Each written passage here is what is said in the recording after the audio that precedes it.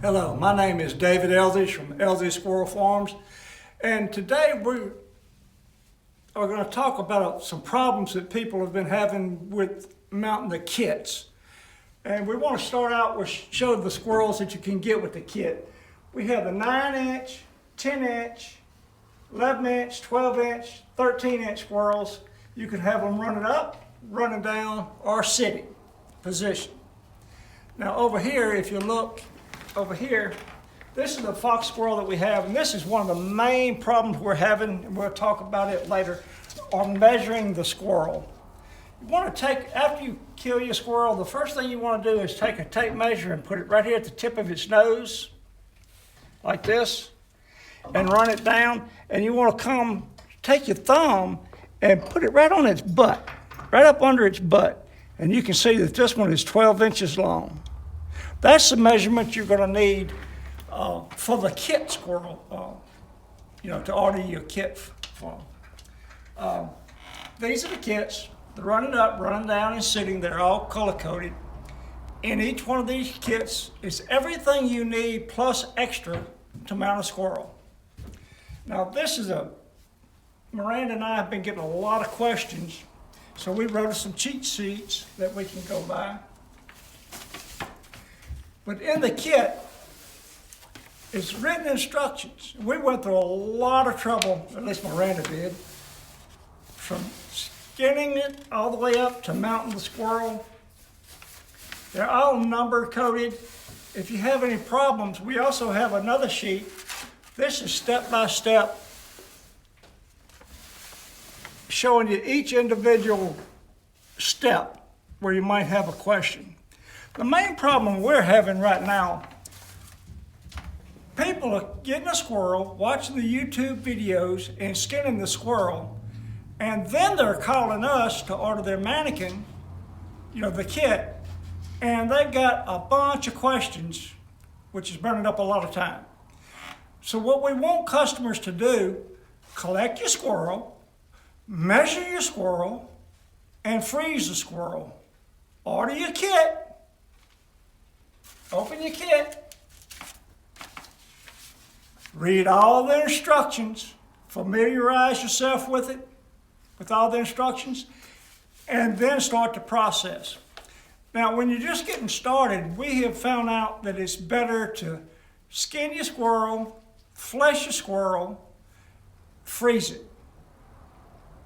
Then the next time you take it out, you can sew up the hose, wash it, dry it, and mount it. It's sort of like 2 steps. That way you don't get tired and burn out. Some of the questions that we've been having are people are calling, well, my squirrel's 10.5 inches, or my squirrel's 12.5 inches. What do I do? We would suggest you order the smaller kit. The reason being is the kits are designed to be fun and to learn the process. Once you get the process down, then you'll learn some of the ways that you can figure out some of the problems without having to call us every day. We appreciate the business, but the phone has been ringing and Miranda's on my butt. So Miranda and I are going to go over some of these questions right now and just kick back and forth some of the problems we've been having. Like I said, this is in the middle of the workday, but Miranda said we need to do it, so we're doing it. Go. Hey everyone, this is Miranda from Elzish Squirrel Farms and Elzish Taxidermy. I just wanted to start off by saying thank you to everyone who has purchased our Squirrel Mounting Kit for beginners. We have gotten some great feedback from everyone and some questions that we would like to go over now, because people are calling in with common questions and they're calling in with the same questions. And instead of having to spend so much time on the phone, we can go ahead and cover this and get this out of the way, which we don't mind the calls. We enjoy talking to different people all throughout the United States about our kits, and people are surprised when we actually answer the telephone, but that's what we're here for. We didn't want to be one of those companies that produce something and you can never get in touch with anybody. You are welcome to call us 5 days a week, Monday through Friday, from 8 to 5. We're here. So just give us a call, if you have any questions, but hopefully we can cover everything that we need to here today. Mr. Dave and I are going to toggle back and forth between us, and hopefully we'll cover everything. If we haven't, just, include a message to us, and, we'll provide a link if you're interested in buying the kits. Maybe this is the first time you've ever heard of them, to our website where you can purchase those. But right now we're using cheat sheets to be sure we cover most of yes, cheat sheets, because, we're working today, so we're just trying to make sure that we cover everything that we're supposed to. The first thing I want to start off by saying is the squirrel is not included in the kit. You would not believe the questions that we've had from people saying, well, why don't you include the squirrel? For a number of reasons, we cannot include a squirrel. But no, the squirrel is not included in the kit. You have to go out and harvest your own squirrel. So I'll let Mr. David lead off with the next question. Which one would that be? That would be where Where I what? turn the thing off. The other question that we get a lot is about the dry preservative. We use dry preservative to mount the squirrels. A lot of people want to tan their squirrels before they mount them on the kits. That's fine.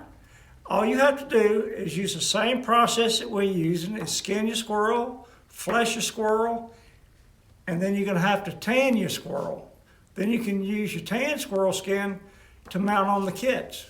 But I've been doing taxidermy work for over 40 years, and I found that dry preservative works real well for me, so I'm not going to change. Dry preservative works good for small critters. I do use tan hides for stuff like the kudu and the oryx that we have mounted. But for small critters, I like to use dry preservative. If you want to use if you want to tan your hide, that's perfectly fine too. All you have to do is just tan your hide, and then just keep on with the same instructions that we give you up to there. What's next, Miranda? All right. In our kits, we have included way more stuff than you will ever use to mount one squirrel. So we just want you to know that you do not have to use all of the things that are included. All the clay and Oh my goodness, pins. we have enough clay for you to make a bowl out of, but you only need just 4 little small balls, for the feet, and just a little bit for the eyes, and then the base of the tail. You don't need all of that clay. So if you have a lot of stuff left over, don't think it's a bad thing. It's not like putting a swing set together when you have 16 screws left over and you just think it's going to fall apart. The kit will be fine if you only use exactly what you need and you have a lot of stuff left over. What's the next question we get there, Miranda? All right, do not try to complete the entire process in one day. This is supposed to be fun for kids especially, or for anybody getting started that really don't know the whole process. Exactly, because taxidermy can become very overwhelming very quickly. I know when I started taxidermy, I became overwhelmed trying to mount a deer one night and ended up breaking the mount, and I had to bring it to Mr. David, and he thankfully helped me out, to get it all put back together. But I was at the point where I was just going to give up because it was just way too much. So don't get to a place where where you're overwhelmed and you don't want to finish it. We want it to be fun. We want you to have a great time. And who knows, maybe start a new career with this. So just try to break it up into 2 days. And even if you can't get to it a week later, once you put it in the freezer, it's going to be good for a while. So you can pick it back up maybe the next weekend or something. So just remember, keep it fun, keep it simple. All right, what we have next? Hide paste. Hide paste has been a big question. Well, on all of our mounts, we usually do use hide paste, except on squirrels. The only place I use a little hide paste is around the mouth, Yes, period. yes. And it's not in the kits. I don't think it's required for the kits. The kits are made for people to learn the step-by-step process. Correct. And then later on, they can go ahead and start doing stuff like this, different type mounts. But the kits are made for people just to get started learning the process, having a little fun, and then if they want to follow it later on, they can start doing other things. Correct. What we got next? All right. The drier your squirrel, the better. Yeah, they fluff up so much prettier. Just like my hair. My hair's wet, falls down. If it's dry, it's nice and poofy. So your squirrel needs to be as dry as you can get it. Compressed air is the best thing that you can use to dry it, or a pet dryer. But if you don't have that, don't worry about it. Just spend a little extra time drying your squirrel to make sure that once you get it mounted, it's going to be nice and fluffy, because a flat-looking squirrel is not a pretty squirrel. Yeah, you have a lot of trouble. Sometimes if you try to stretch a squirrel over a mannequin that's too large, you can't ever get it to fluff up either. That's one reason we like people to use a little bit smaller Mannequin. Yeah, okay. If the tail becomes clogged with preservative. Now that's one. All right, I'm going to let Mr. David answer that one. Well, you can answer it. All you got to do is cut the tip of the tail. Yeah, I'll answer it. Okay, there he is, Mr. Hesitant. One thing a problem we have, when we work preservative down through the tail with the wire, a lot of times people will get and put too much preservative down the tail, and it gets clogged up. And Lord, trying to get it back out's a problem.